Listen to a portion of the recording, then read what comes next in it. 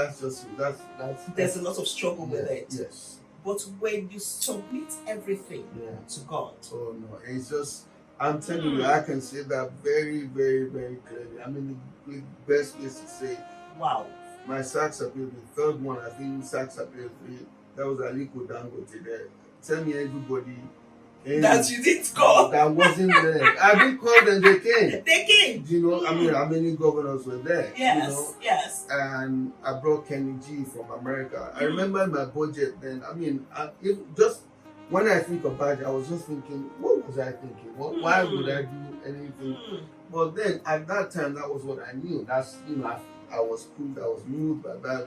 At that time, that was what you knew. That's what I knew. And God probably just wanted me to go through it and, you know, and learn whatever I had to learn from that. So, but then as big as the budget, it wasn't as successful. I mean, looking at your pockets after. Successful because the big names were there. Yeah, but definitely.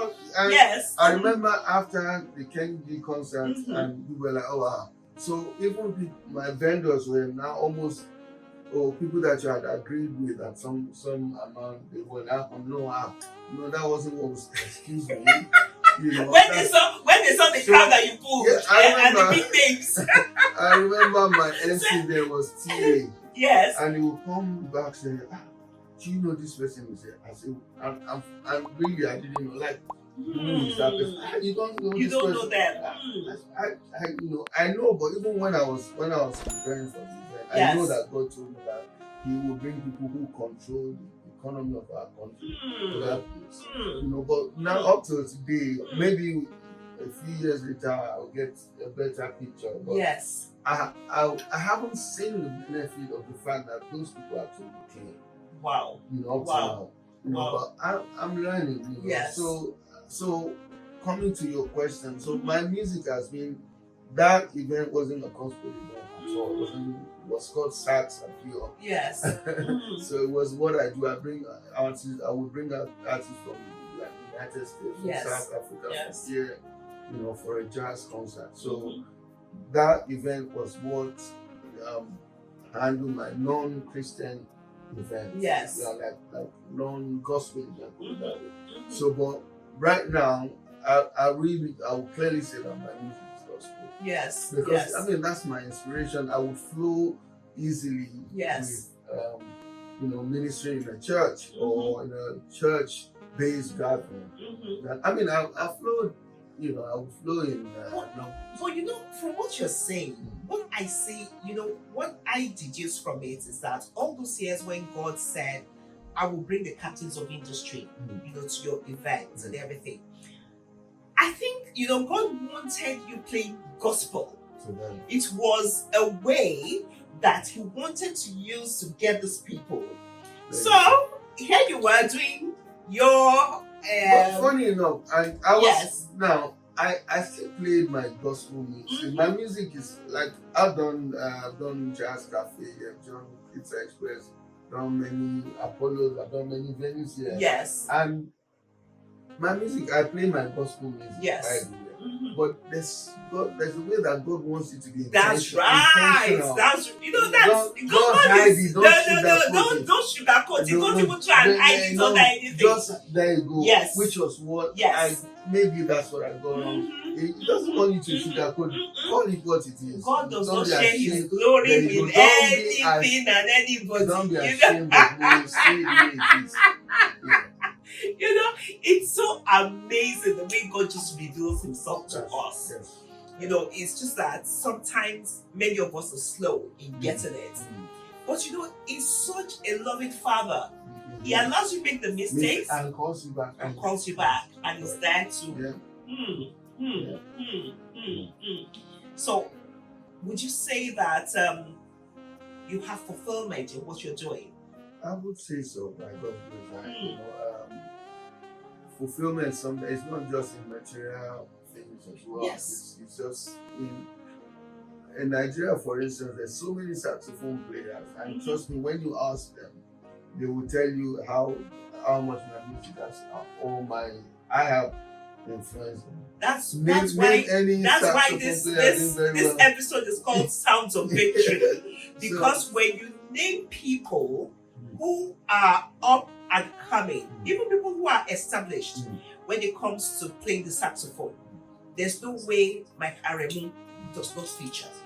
You know? So you're raising victorious people. Exactly. I mean, that's the thing that gives me most joy. I would maybe I'm touring America, and somebody will come and walk up to me. You know, one guy just recently I went to Israel, and the guy said, "Oh, he came to a concert I was in and said, "Oh, I'm here because of you." I said, "Okay, what are you saying? Like, here in Israel because of me?" And he said, "You know, I saw you play the saxophone on TV a few years, 7 years ago, or something like that." Wow. And I said, "I want to learn this instrument. I just want to be like this guy." Wow.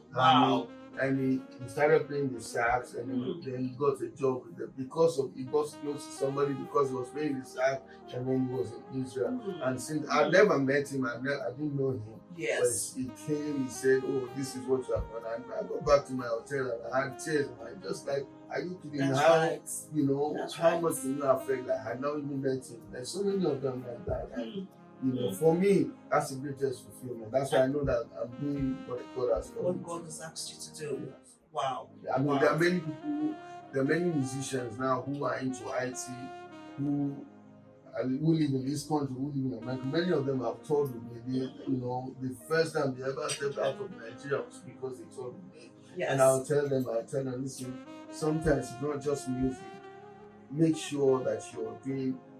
You don't have to be exactly like me. Like, okay, me, my calling is different from your calling. Okay. Make sure you find yourself. Make the best opportunity of whatever you take. Do the best with the opportunities that you have.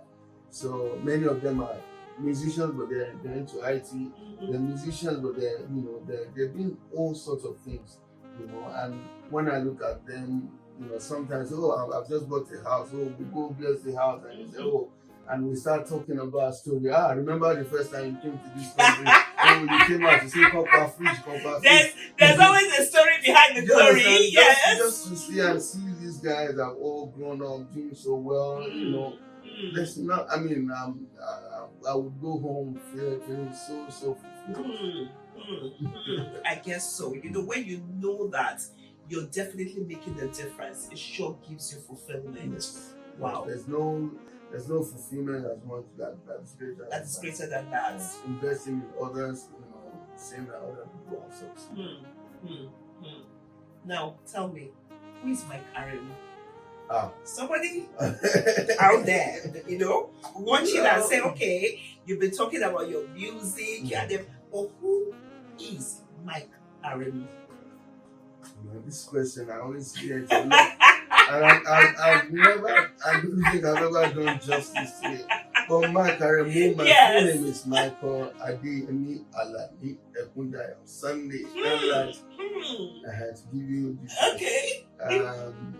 I'm a saxophone player. I'm an artist. I actually studied electrical electronics engineering. See? How many people know that if we don't ask who is Mike Aremu? But I ended up doing saxophone engineering. I'm from. I was born in Kaduna in the northern part of Nigeria. So I have spent a lot of my life in the north. You speak Hausa? Yes, I do. Very fluently. Very fluently. Okay. Yeah, because it's always synonymous with those who grew up in the north anyway. Yes. I started music from a very young age. We used to go to a white garment church, CNS church. That's where it all started from. Wow.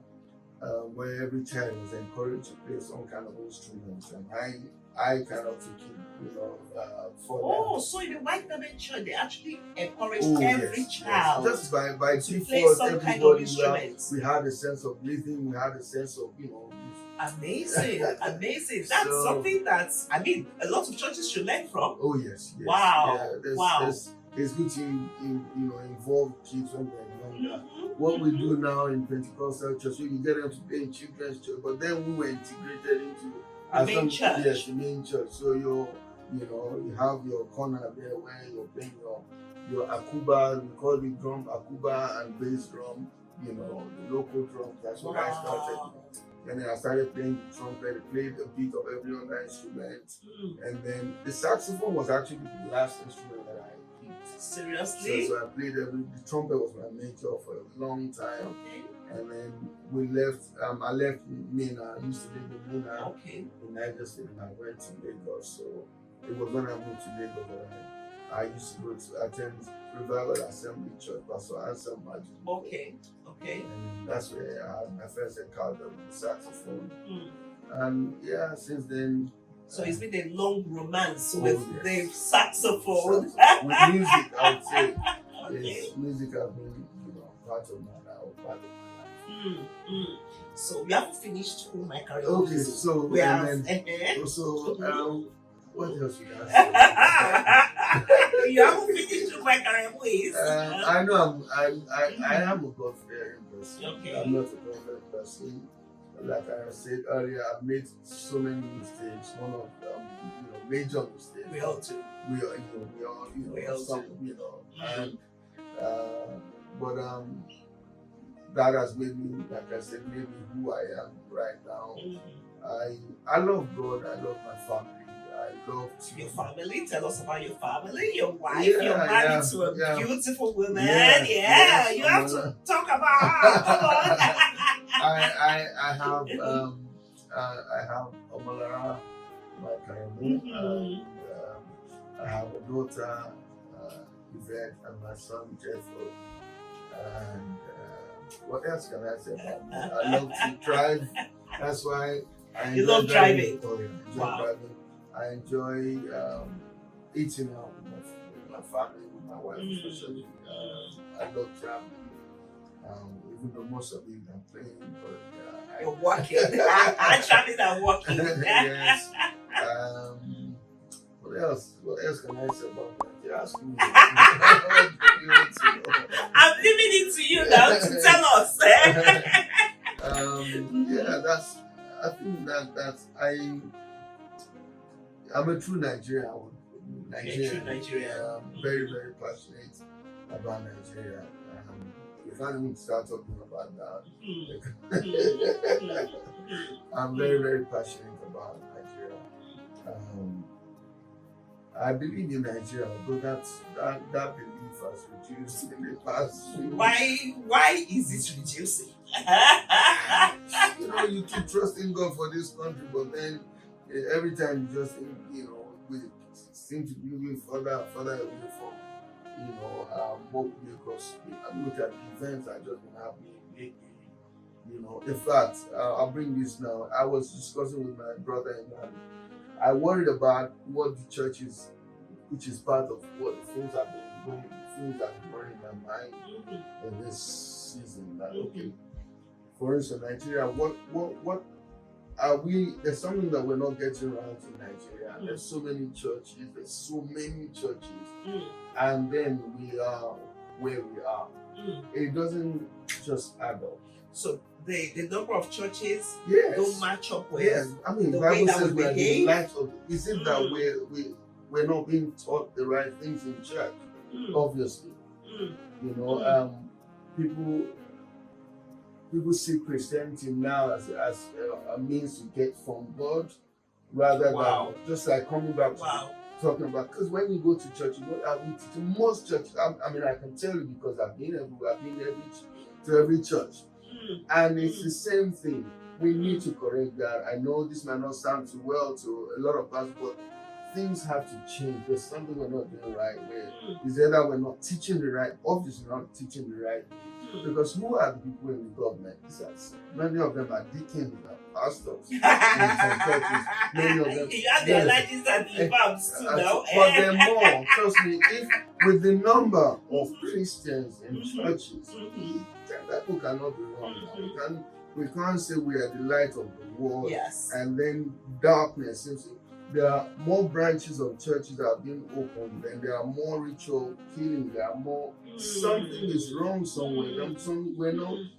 There's no way. And many of them have affiliations to one church.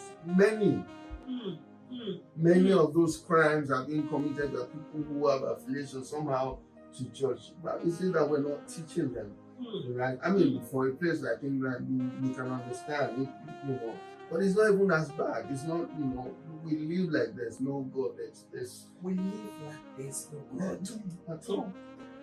You know, so it's making me wonder. I mean, are we something just not right somewhere? We're not teaching the right. We're not teaching the word of God. Where, you know, it's all prosperity or what we can get from God that we're teaching people. So people are coming to church for, I want God to bless me. But God is saying there are more things than just you know. So you've identified that something is wrong. Things are not just right. Yes. How do we go about correcting these things? We need to change our teachings in church. Let the focus not be about material, you know, prosperity. As long because when people are going to church, every time they say no prosperity, and they're not prospering, they think, well, is something wrong with me? Maybe I need to do something. Maybe I need to, you know, because it's not everybody will be. The fact is not everybody will be rich. Jesus is Christ Himself. Came to this world. He wasn't rich. Let nobody lie. I mean, I had to go over that scripture. He wasn't rich. He said he took on our poverty. There's no way the Bible will say he took on our poverty so that we could, you know, took on our so that we could be rich. You know, and it's the rich is even when you read in the context of that, it's not the kind of richness that we you know Christians now are. So it's, of course, it's important to teach you know, spiritual economics, you know, everything to teach finance, but that should not be the focus. So for a country like Nigeria, that's what I've just realized. That I think that's the problem. You see, for me, the issue is not even, you know, is the way they chase after the riches, but they don't even have empathy for people. There you go. You're not thinking of, you know, the man, your neighbor, the man who is next to you, or anything like that. Because how can a man amass so much billions that generations after him, you know, would still be spending and they won't finish spending? And meanwhile, is the man who is even working for him is going hungry. Yes. Can't look after his family. Yeah, we don't. And I'm thinking, so what's the point? What's the point? What's the point? I mean, what's the point? I mean, we can't go into that. You know, I believe that we just have to be a God-fearing nation. That's why God-fearing people. In every sense of it. Every sense of that word, you know, God-fearing. Because it's like you said, even in the churches, it's really... We need to change our teaching. We need to let people have more values than just money and what you can get from God. Then, you know, there's more than Christianity. We live our lives to please God. It's all about it. He said, for His pleasure, everything has been created. For His pleasure. Yes, everything. So it's not we have to get money, pay this, pay time. Yeah, we tithing everything we can. But that is not the major. That's not the core of Christianity. Salvation, the best thing that we need in life, God has given us, and that's the salvation of our souls. That's the best gift Christ has given to anyone. Not prosperity, not, you know. Yes, He will take care of our needs. It says, seek ye first the kingdom of God and His righteousness, and every other thing shall be added. And a lot of us are even we're seeking the kingdom for those extra things that will be added. But our focus is just to seek the kingdom. And by default, every of those things, healing, peace, every other thing will come.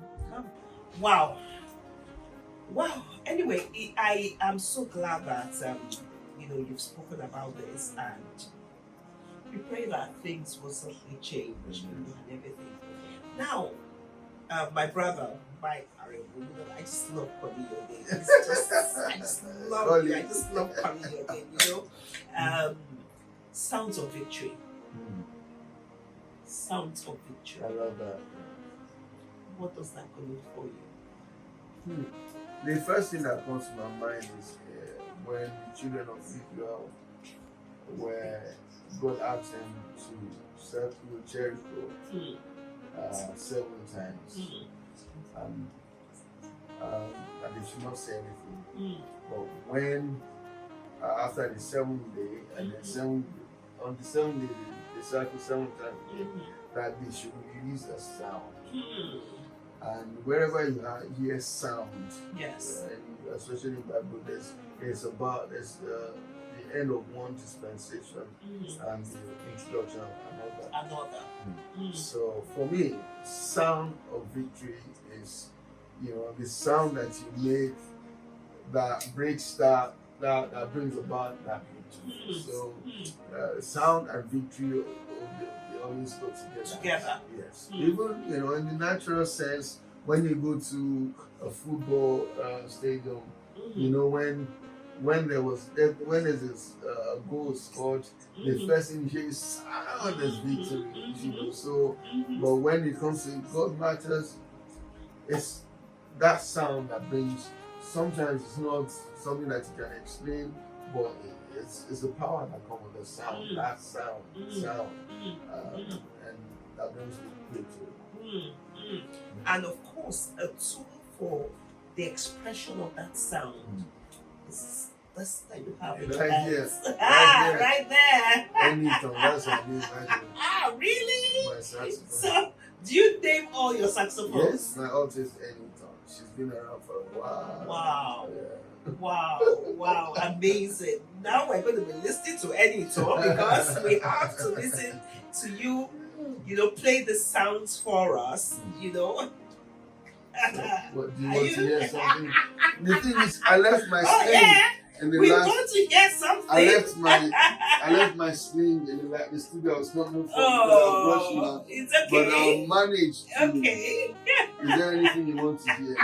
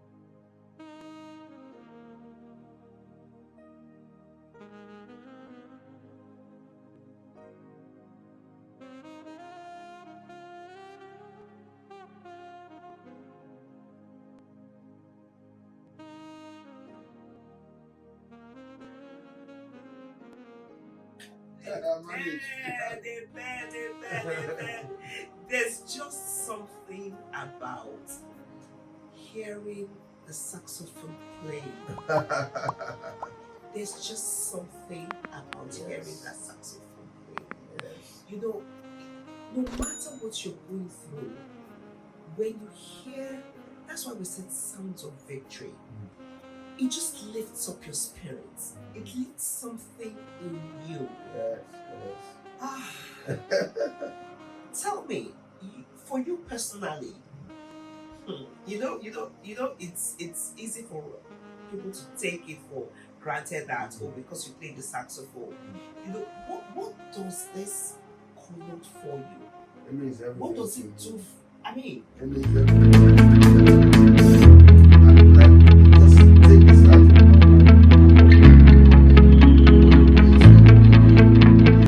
You think about Mike Aremu, you think about saxophone. For those who know me, you think about saxophone. Some people so Mike Aremu without the saxophone is not Mike Aremu. So that's why sometimes when I'm singing, you singing nice, but you see, you haven't played that saxophone. That's right. That's right. So that's right. In a way, this is an identity that I also have. If you want to describe me, one of the things that you describe is major things. The major thing. Yeah, that's a major thing. That's you. So yeah. So it means that it means that to me. But I'm trying to put more to that, just not just that, and that's why right now, especially in the lockdown, one of the things I've been praying to God about is that like His power is more in me in terms of, so whether I sing or whether I pray to people, that His power, that His presence, His power, and presence should be more in you. Be made manifest. Wow, well done, well done, well done, well done. May God continually use you to make sounds of victory. Amen. Both for yourself and for everyone of us listening to you. Amen. It's been an amazing time talking to you. I know. I could go on and on and on. When you're with your brother, it's so easy for these things to flow. I'm so grateful to God that, I've known you 20-something years. Wow. How God brought you into my life and everything like that. And you have been an amazing human being since I got to know you. And you've been a very great support. I pray that God will continually project you to the entire world and use you for His glory, use you for what you're doing and what He's doing through you and all that. And there's something we have, we do on the Now Show, Mike, which we call the last word, which is something that you want to leave our viewers with, even if that thing that you want them to always remember. Even if you don't remember the whole of our conversation, something that you want to leave with them. So, last word, Mike. Well, my word to everyone is just like I would say to myself in these times and this season, that God first wants you to look unto Him. He says, look only unto Jesus, the author and the finisher of our faith, who endured the cross, and because of that, He was given a name that is above all. There's always something about looking up to God. You can never lose looking up to God. So in these times, COVID-19, God wants your attention. It's just seek Him and He will not let you down. So trust in God in all that you know, your ways. Just trust Him. I don't know what you're going through right now. Just trust God. Trust Him that it will be. It's like a movie that you have watched before. You know exactly how it ends. It's like a match that you have won before. You have watched before, and your favorite team won. That is how God wants you to look at this. You are winning. We know we are winning. So trust God in all that you do. We know we're winning. Wow, that is so profound. You saying that even in all of this, we are winning. Wow. How much you have encouraged me to, knowing that whatever it is, we are winning. So you've heard it all, viewers. From my brother, my friend, a vessel that God is using so mightily. I mean, it's amazing what He's doing in the entire world. He says that we are winning, no matter what you're going through. Believe in that, hold on to it, and trust God. And you certainly have sounds of victory at the end of the day. So, until I come your way again, your regular hostess, Ambassador Show, signing up with my brother, Mike Aremu.